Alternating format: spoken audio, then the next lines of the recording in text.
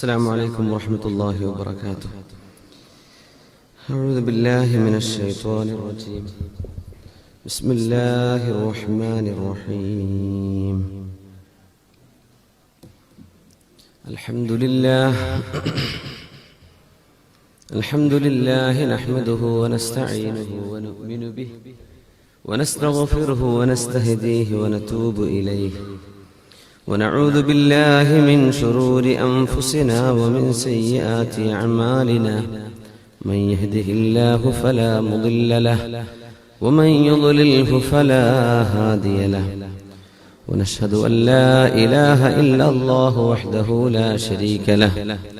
ونشهد أن سيدنا ونبينا وحبيبنا محمد رسول الله صلى الله عليه وعلى آله وأصحابه وسلم عبده ورسوله أرسله بالهدى ودين الحق ليظهره على الدين كله ولو كره المشركون. أعوذ بكلمات الله التامات من كل شيطان وهامة ومن كل عين لامة.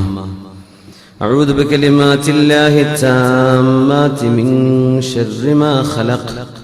بسم الله الذي لا يضر مع اسمه شيء في الأرض ولا في السماء وهو السميع العليم. أعوذ بالله من الشيطان الرجيم. بسم الله الرحمن الرحيم.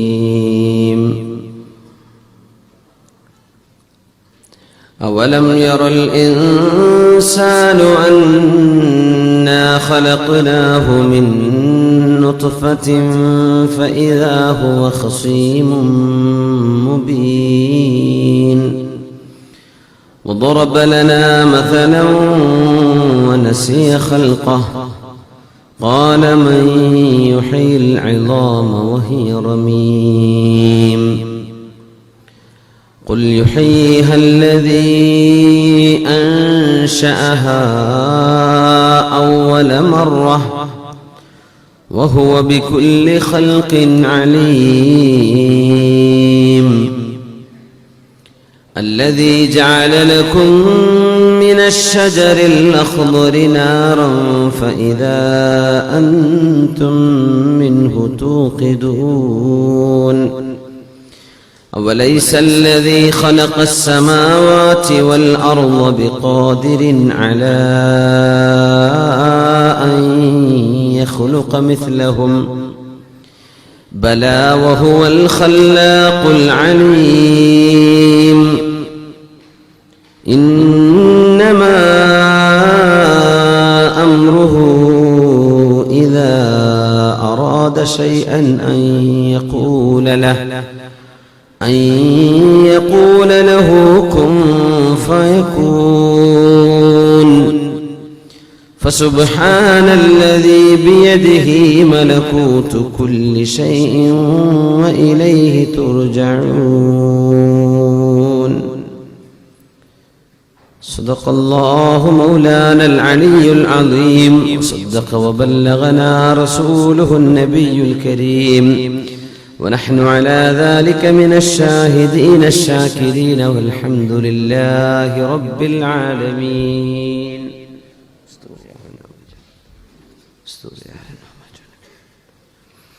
യാസീനിന്റെ അവസാന ഭാഗത്തേക്ക് കടക്കുകയാണ്. അല്ലാഹു സുബ്ഹാനഹു വ തആല അവന്റെ റുബൂബിയത്തിന്റെ അടയാളങ്ങൾ പറഞ്ഞിരിക്കുന്ന ഭാഗമാണിത്.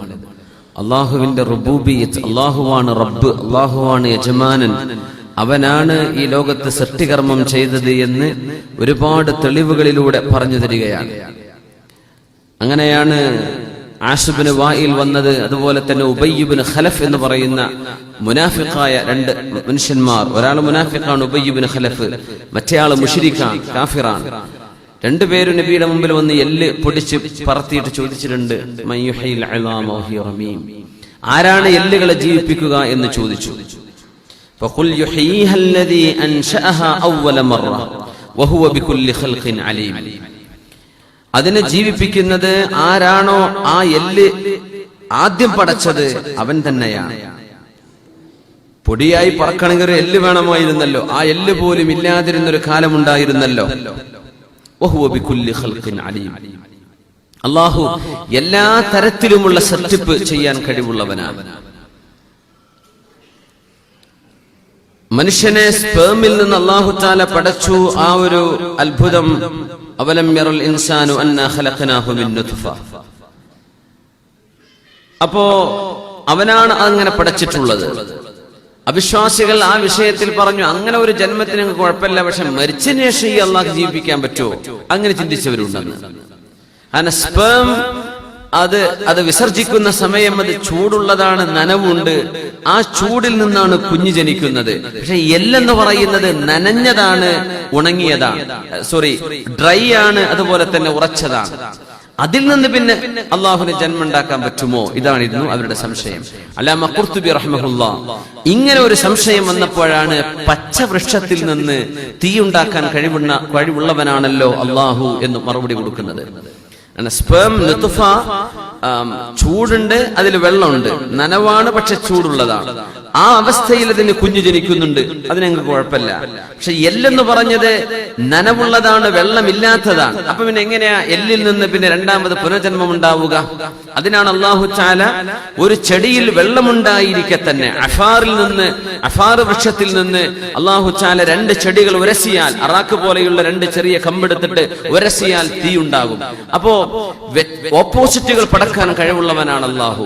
വെള്ളമുണ്ടായിരിക്കെ, ജലമുണ്ടായിരിക്കെ തന്നെ ആ പച്ചവൃക്ഷത്തിന്റെ 2 കൊമ്പെടുത്ത് ഉരസിയാൽ തീ കത്തും. അത് അറബികൾക്ക് പരിചയമുള്ളതാണ്. അപ്പോ അല്ലാഹു സുബ്ഹാനഹു വ തആല അങ്ങനെ വിപരീതം പടക്കാൻ കഴിവുള്ളവനാണല്ലോ. വെള്ളം തീ അണക്കാൻ ഉപയോഗിക്കുന്നതാണ്. അപ്പൊ വെള്ളമുണ്ടായിരിക്കെ തന്നെ തീ ഉണ്ടാക്കാൻ അള്ളാഹുവിന് കഴിയുമെങ്കിൽ പിന്നെ നിങ്ങൾക്ക് ഇതിൽ സംശയിക്കേണ്ട വല്ല കാര്യവുമുണ്ടോ എന്ന് അള്ളാഹുവിന്റെ മറുപടിയാണ് ഇവിടെ. ഖുൽ യുഹയ്യിഹല്ലദീ അൻശഅഹാ അവ്വല മർറ.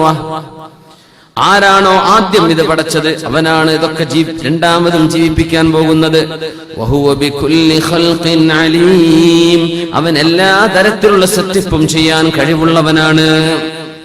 ഇങ്ങനെ ആരാണ് ജീവിപ്പിക്കുക എന്ന ചോദ്യം, ആ ചോദ്യത്തിന്റെ മറുപടി തുടക്കത്തിലെ അല്ലാഹു തആല നൽകിയിട്ടുണ്ടെന്നാണ്.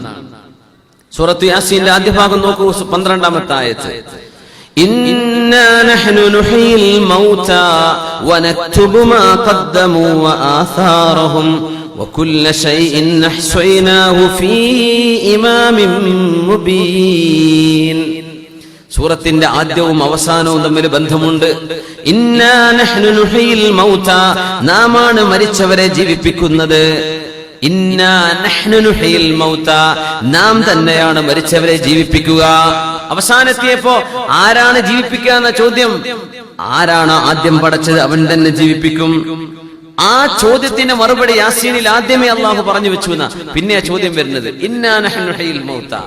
അങ്ങനെ ഒരു സംശയം വഴി വരുന്നുണ്ട്. അതിന്റെ മറുപടി അള്ളാഹു ഇപ്പോഴേ നൽകി കഴിഞ്ഞു. ഇന്നാ നഹ്നു നുഹ്യിൽ മൗതാ, നാമാണ് മരിച്ചവരെ ജീവിപ്പിക്കുന്നത്. വനക്തുബു മാ ഖദ്ദമൂ വആസാറഹും, അവര് ചെയ്തതും അവര് കാരണം എന്തൊക്കെ ചെയ്തിട്ടുണ്ടോ അതും അവരുടെ പേരിൽ നമ്മൾ രേഖപ്പെടുത്തി വെക്കും. നന്മ ചെയ്താ നന്മ, തിന്മ ചെയ്തിട്ടുണ്ടെങ്കിൽ തിന്മ. അതുകൊണ്ടാണ് നമ്മൾ വല്ലാതെ പേടിക്കണമെന്ന് പറഞ്ഞത്. ഈബത്തും നമീമത്തൊക്കെ പോസ്റ്റ് ചെയ്യാൻ വളരെ എളുപ്പമാണ്. എത്ര കാലം അത് യൂട്യൂബിലോ ഫേസ്ബുക്കിലോ നമ്മുടെ വാട്സപ്പിലോ കിടക്കുന്നുണ്ടോ അത്രയും കാലം നമ്മളൊരു പറഞ്ഞ ഗീബത്ത് ആരൊക്കെ കേൾക്കുന്നുണ്ടോ അറിയുന്നുണ്ടോ അതിന്റെ ഒക്കെ കുറ്റം ആ ചെയ്തവനുണ്ടാവും.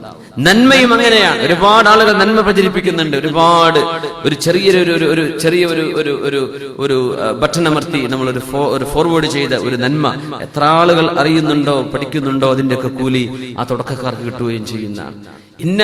അപ്പൊ വനക്തുബു മാ ഖദ്ദമൂ വആസാറഹും, നിങ്ങൾ ചെയ്യുന്നതും നിങ്ങളെ ആളുകൾ തുടർന്ന് നിങ്ങളെ പിൻപറ്റി ചെയ്തതിന്റെയും ആ കൂലിയാണെങ്കിൽ കൂലി, ശിക്ഷയാണെങ്കിൽ ശിക്ഷ നിങ്ങൾക്കുണ്ടാകും. വകുല്ല ശൈഇൻ അഹ്സൈനാഹു ഫീ ഇമാമിൻ മുബീൻ.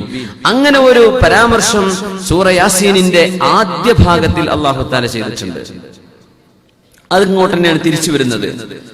أوليس الذي خلق السماء الذي جعل لكم من الشجر الأخضر نارا الذي جعل لكم من الشجر الأخضر نارا فإذا أنتم منه توقدون. പച്ചവൃക്ഷത്തിൽ നിന്ന്, അഫാർ പോലെയുള്ള വൃക്ഷങ്ങളിൽ നിന്ന് അല്ലാഹു തആല നിങ്ങൾക്ക് തീ ഉണ്ടാക്കി തന്നവനാണ്. ബാംബു അങ്ങനെയാണ്, മറ്റു ചെടികൾ അറബികൾക്ക് പരിചയമുള്ളതാണ്. അഫാർ, അതിൽ നിന്നൊക്കെ രണ്ട് കമ്പെടുത്ത് ഉരസിയാൽ തീ വരുന്നുണ്ട്. തീ ഉണ്ടായത് പച്ചയിലകളിൽ നിന്ന്, പച്ചയിലകളുടെ അവശിഷ്ടങ്ങളിൽ നിന്ന്. അങ്ങനെ ഇന്ന് നമ്മൾ കത്തിക്കുന്ന പെട്രോൾ പോലും ഈ ആയത്തിന്റെ പരിധിയിൽ കൊണ്ടുവന്നിട്ടുണ്ട് ഉലമാ. അത്രയും അത്ഭുതകരമായ ഒരു ആയത്താണിത്. പച്ചവൃക്ഷത്തിൽ നിന്ന് കത്തിക്കാനുള്ളത് ഞാൻ നിങ്ങൾക്ക് ഉണ്ടാക്കി തന്നിട്ടില്ലേ? ഫഇദാ അൻതും മിൻഹു തൂഖിദൂൻ, നിങ്ങൾ അതിൽ നിന്ന് കത്തിക്കുന്നുണ്ടല്ലോ. ഇനി അല്ലാഹു പറയുന്നത് വലൈസല്ലദീ ഖലഖസ് സമാവാതി വൽ അർള ബിഖാദിരിൻ അലാ അൻ യഖ്ലുഖ മിസ്ലഹും ബലാ വഹുവൽ ഖല്ലാഖുൽ അലീം. അവലൈസല്ലദീ ഖലഖസ് സമാവാതി വൽ അർള, ആകാശങ്ങളെയും ഭൂമിയെയും പടച്ചവനല്ലയോ? ബിഖാദിരിൻ, കഴിവുള്ളവനല്ലയോ? അത് പടച്ചത്, ആകാശഭൂമികളെ പടച്ചവന് കഴിവുണ്ടാവില്ലേ? അലാ അൻ യഖ്ലുഖ മിസ്ലഹും, അവരെ പോലോത്തവരെ പടക്കാൻ അല്ലാഹുവിന് കഴിയില്ലയോ? നിങ്ങളെ മരിപ്പിച്ചാൽ അലാ അൻ നുബദ്ദില على أن وننشئكم في على أن نبدل أمثالكم وننشئكم فيما لا تعلمون. നമ്മുടെ കൂടെയുള്ള ഈ ശരീരം മണ്ണായി പോകും. സ്വാലിഹീങ്ങളുടേത്, അല്ലാഹുവിന്റെ ഇഷ്ടപ്പെട്ട ഔലിയാഇന്റേത്, ശുഹദാഇന്റേത്, ഉലമ അംബിയാഇന്റേത്, ഇൽമ് അനുസരിച്ച് അമൽ ചെയ്ത ഉലമാഇന്റേത് അതൊന്നും മണ്ണ് തിന്നൂല എന്നാണ്. അല്ലാത്തതൊക്കെ മണ്ണ് തിന്നും. എന്നാൽ പോലും നാളെ പരലോകത്ത് അല്ലാഹു തആല ജന്മം നൽകുമ്പോ ശരീരം തരുന്നുണ്ട്. അത് ഈ കൊളസ്ട്രോളും ഷുഗറൊക്കെ ഉണ്ടായിരുന്ന ഈ ശരീരമല്ല, വേറെ ഒരു ശരീരമാണ് തരിക. നുബദ്ദില അംസാലക്കും, വേറെ ഒരു ശരീരമാണ് നാളെ നിങ്ങൾക്ക് തരുന്നത്. നിങ്ങളുടെ തന്നെ, പക്ഷെ ഇവിടെ ഉള്ള ഈ ശരീരം പോയി. അതേപോലത്തെ ഒരു ശരീരം നിങ്ങൾക്ക് വേറെ തന്നുകൊണ്ട് ഞാൻ നിങ്ങളെ ജീവിപ്പിക്കാൻ പോവുകയാണ്. അങ്ങനെയാണ് പരലോകത്തെ ജീവൻ. അന്ന് ഓർമ്മ ഉണ്ടാകും, നമ്മുടെ മെമ്മറി ഉണ്ടാകും, ഓർമ്മ, സുഹൃത്തുക്കളെ ഓർമ്മ ഒക്കെ ഓർമ്മ ഉണ്ടാകും. പക്ഷെ ഈ ശരീരമല്ല. നമ്മുടെ ഹാർട്ട് ട്രാൻസ്പ്ലാന്റ് ചെയ്താലും നമ്മുടെ സ്വഭാവം, ഓർമ്മയൊന്നും മാറൂല. വല്ലാത്തൊരു അത്ഭുതമാണ്. നമ്മുടെ സ്വഭാവത്തിൽ മാറ്റം വരുന്നില്ല.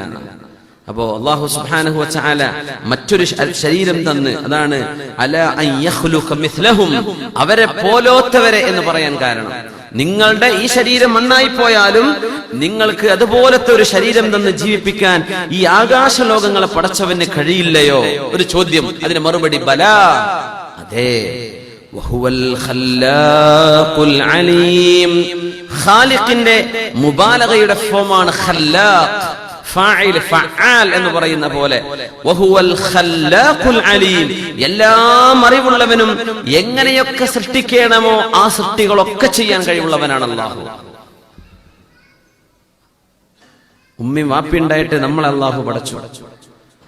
ഒരു പിതാവ് മാത്രമുണ്ടായി ഹവ്വാ ബീവിയെ പടച്ചു. അല്ലെങ്കിൽ ഹവ്വാ ബീവിയുടെ ജന്മത്തിന് ഒരു പുരുഷന്റെ ഒറിജിൻ വേണം.